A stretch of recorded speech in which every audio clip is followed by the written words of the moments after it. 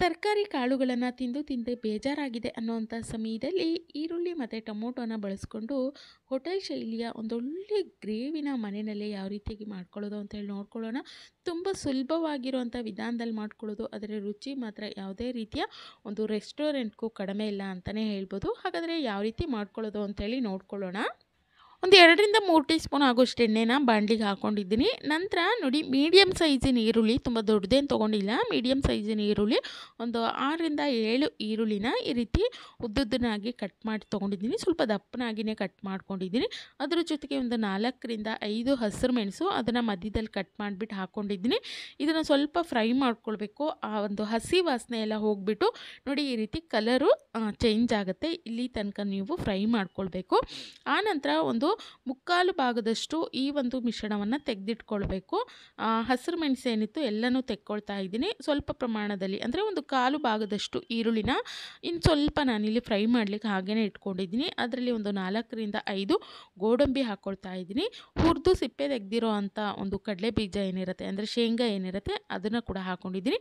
ಅಥವಾ ಇಡಿಯಾಗಿರೋದಿತ್ತು ಅಂದರೆ ಈ ಹಾಕ್ಕೊಂಡು ನೀವು ಹುರ್ಕೊಳ್ಳೋದ್ರಿಂದ ಅದು ಚೆನ್ನಾಗಿ ಫ್ರೈ ಆಗುತ್ತೆ. ಆನಂತರ ಸ್ವಲ್ಪ ಕೊತ್ತಂಬರಿ ಸೊಪ್ಪನ್ನು ಹಾಕ್ಬಿಟ್ಟು ಈ ರೀತಿ ಫ್ರೈ ಮಾಡ್ಕೊಂಡಿದ್ದೀನಿ. ನೋಡಿ, ಈರುಳ್ಳಿಯ ಬಣ್ಣ ಈ ರೀತಿ ಸ್ವಲ್ಪ ಚೇಂಜ್ ಆಗಬೇಕು, ಅಲ್ಲಿ ತನಕ ನಾವು ಫ್ರೈ ಮಾಡ್ಕೊಳ್ಬೇಕಾಗತ್ತೆ. ಆನಂತರ ನಾನು ಅದನ್ನು ಒಂದು ಮಿಕ್ಸಿ ಜಾರಿಗೆ ಎತ್ತಿಟ್ಕೊಂಡಿದ್ದೀನಿ. ಮಿಕ್ಸಿ ಜಾರಿಗೆ ಹಾಕಿದ್ಮೇಲೆ ಇದು ಸ್ವಲ್ಪ ತಣ್ಣಗಾಗಬೇಕು. ತಣ್ಣಗಾದ್ಮೇಲೆ ನಾನಿಲ್ಲಿ ಒಂದು ದಪ್ಪನಾಗಿರೋಂಥ ಒಂದು 2 ಟೊಮೊಟೊ ತೊಗೊಂಡಿದ್ದೀನಿ. ಅದನ್ನು ನೋಡಿ ಉದ್ದುದ್ದನಾಗಿ ಈ ರೀತಿ ಕಟ್ ಮಾಡಿ ಅದರ ಮಧ್ಯಭಾಗದಲ್ಲಿ ಒಂದು ಪಲ್ಪ್ ಏನು ಬರುತ್ತೆ ಅದನ್ನು ಸಪ್ರೇಟಾಗಿ ಎತ್ತಿಟ್ಕೊಂಡು ಅದನ್ನು ಮಿಕ್ಸಿ ಜಾರಿಗೆ ರುಬ್ಲಿಕ್ಕೆ ಹಾಕ್ಕೊಂಡಿದ್ದೀನಿ. ಅದ್ರ ಜೊತೆಗೇ ಒಂದು ಅರ್ಧ ಟೊಮೊಟೊ ಕೂಡ ಹಾಕಿ ರುಬ್ಕೊಳ್ತಾ ಇದ್ದೀನಿ. ತುಂಬ ನೈಸಾಗಿ ಏನು ಬೇಡ, ತರಿಯಾಗಿ ರುಬ್ಬಿಟ್ಕೊಂಡ್ರೆ ಸಾಕಾಗತ್ತೆ. ಇನ್ನು ಈ ಕಡೆ ಅದೇ ಬಾಣಲಿಲಿ ಎಣ್ಣೆ ಏನಿತ್ತಲ್ಲ, ಅದೇ ಎಣ್ಣೆಗೆ, ಇಲ್ಲ ಎಣ್ಣೆ ಕಡಿಮೆ ಆಗಿದೆ ಅಂದರೆ ನೀವು ಸ್ವಲ್ಪ ಪ್ರಮಾಣದಲ್ಲಿ ಎಣ್ಣೆ ಕೂಡ ಈ ಸಮಯದಲ್ಲಿ ಹಾಕ್ಕೊಳ್ಬೋದು. ನಾನಿಲ್ಲಿ ಸ್ವಲ್ಪ ಜೀರಿಗೆ ಮತ್ತು ಸ್ವಲ್ಪ ಸಾಸಿವೆ ಹಾಕಿ ಅದು ಸಿಡಿದ ತಕ್ಷಣ ನಾವೇನು ರುಬ್ಬಿಟ್ಕೊಂಡಿದ್ವಲ್ಲ ಮಸಾಲೆ, ಅದನ್ನು ಹಾಕಿಬಿಟ್ಟು ಚೆನ್ನಾಗಿ ಮಿಕ್ಸ್ ಮಾಡ್ಕೊಳ್ತಾ ಇದ್ದೀನಿ. ಇಲ್ಲಿ ಟೊಮೊಟೊ ಹಾಕಿರೋದ್ರಿಂದ ಹಸಿ ವಾಸನೆ ಹೋಗಬೇಕು. ಹಾಗಾಗಿ ಸ್ವಲ್ಪ ಒಂದು 2-3 ನಿಮಿಷ ಇದನ್ನು ಚೆನ್ನಾಗಿ ರೀತಿಯಾಗಿ ಫ್ರೈ ಮಾಡ್ಕೊಳ್ಬೇಕಾಗತ್ತೆ. ಇದೇ ಸಮಯದಲ್ಲಿ ನಾನು 1 ಟೀ ಸ್ಪೂನ್ ಆಗುವಷ್ಟು ಶುಂಠಿ ಬೆಳ್ಳುಳ್ಳಿ ಪೇಸ್ಟನ್ನು ಕೂಡ ಹಾಕ್ಕೊಳ್ತಾ ಇದ್ದೀನಿ.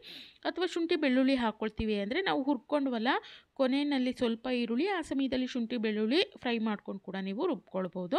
ಶುಂಠಿ ಬೆಳ್ಳುಳ್ಳಿ ಹಾಕಾದ್ಮೇಲೆ ಅದನ್ನು ಫ್ರೈ ಮಾಡಿಬಿಟ್ಟು ಸ್ವಲ್ಪ ಮುಚ್ಚಳವನ್ನು ಮುಚ್ಚಿ ಒಂದು 2 ನಿಮಿಷ ಬೇಯಿಸ್ಕೊಳ್ತಾ ಇದ್ದೀನಿ. ಈ ರೀತಿ ಮಾಡ್ಕೊಳ್ಳೋದ್ರಿಂದ ಟೊಮೊಟೊದು ಮತ್ತು ಈರುಳ್ಳಿ ಪೇಸ್ಟಿಂದು ಬೆಳ್ಳುಳ್ಳಿ ಪೇಸ್ಟಿಂದು ಸ್ವಲ್ಪ ಹಸಿ ವಾಸನೆ ಹೋಗುತ್ತೆ. ಆನಂತರ ನಾನಿಲ್ಲಿ ಒಮ್ಮೆ ಇದನ್ನು ಮಿಕ್ಸ್ ಮಾಡಿಬಿಟ್ಟು ಡ್ರೈ ಮಸಾಲೆಗಳನ್ನು ಸೇರಿಸ್ಕೊಳ್ತಾ ಇದ್ದೀನಿ.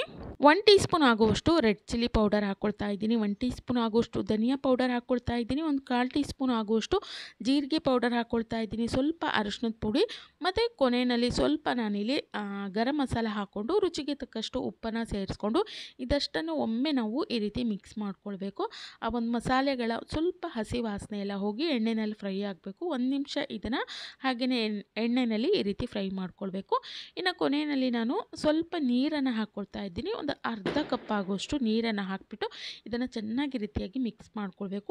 ಒಮ್ಮೆಲೆ ಜಾಸ್ತಿ ನೀರು ಹಾಕಿಬಿಟ್ಟು ತುಂಬ ತೆಳು ಮಾಡ್ಕೊಳ್ಬಾರ್ದು. ನಾವಿಲ್ಲಿ ಗ್ರೇವಿನ ಮಾಡ್ತಾ ಇರೋದ್ರಿಂದ ಸ್ವಲ್ಪ ಗಟ್ಟಿಯಾಗಿಯೇ ಇರಲಿ. ನಂತರ ಮುಚ್ಚಳವನ್ನು ಮುಚ್ಚಿ ಒಂದು 2-3 ನಿಮಿಷ ಇದನ್ನು ಬೇಯಿಸ್ಕೊಂಡ್ರೆ ಈ ರೀತಿ ಚೆನ್ನಾಗಿ ಕುದಿ ಬರುತ್ತೆ. ಈ ಸಮಯದಲ್ಲಿ ನಾನು ಇಲ್ಲಿ ಸ್ವಲ್ಪ ಫ್ರೆಶ್ ಕ್ರೀಮನ್ನು ಹಾಕ್ಕೊಳ್ತಾ ಇದ್ದೀನಿ. ಇಲ್ಲ ಅಂದರೆ ನೀವು ಮೊಸರು ಕೂಡ ಸೇರಿಸ್ಕೊಳ್ಬೋದು. ಸಿಹಿ ಮೊಸರನ್ನು ಹಾಕ್ಕೊಳ್ಳಿ. ಇಲ್ಲ ಅಂದರೆ ಹಾಲಿನ ಕೆನೆ ಇರುತ್ತಲ್ಲ, ಆ ಒಂದು ಹಾಲಿನ ಕೆನೆಯನ್ನು ಚೆನ್ನಾಗಿ ಮಿಕ್ಸ್ ಮಾಡಿಬಿಟ್ಟು ಅದನ್ನು ಸಹ ನೀವಿಲ್ಲಿ ಹಾಕ್ಕೊಳ್ಬೋದು. ನೋಡಿ, ನಾನಿಲ್ಲಿ 1 ಟೀ ಸ್ಪೂನ್ ಆಗುವಷ್ಟು ಫ್ರೆಶ್ ಕ್ರೀಮನ್ನು ಹಾಕ್ಕೊಳ್ತಾ ಇದ್ದೀನಿ. ಇದನ್ನು ಹಾಕ್ಕೊಳ್ಳೋದ್ರಿಂದ ನಮ್ಮ ಈ ಒಂದು ಗ್ರೇವಿ ಏನಿರುತ್ತೆ ತುಂಬ ಕ್ರೀಮಿಯಾಗಿ ಬರುತ್ತೆ, ತುಂಬ ಟೇಸ್ಟಿಯಾಗಿರುತ್ತೆ. ನಾವು ಹೋಟೆಲ್ ಅಥವಾ ರೆಸ್ಟೋರೆಂಟಲ್ಲಿ ತಿಂತೀವಲ್ಲ, ಅದೇ ರೀತಿಯಾಗಿರುವಂಥ ಒಂದು ಟೇಸ್ಟನ್ನು ಕೊಡುತ್ತೆ.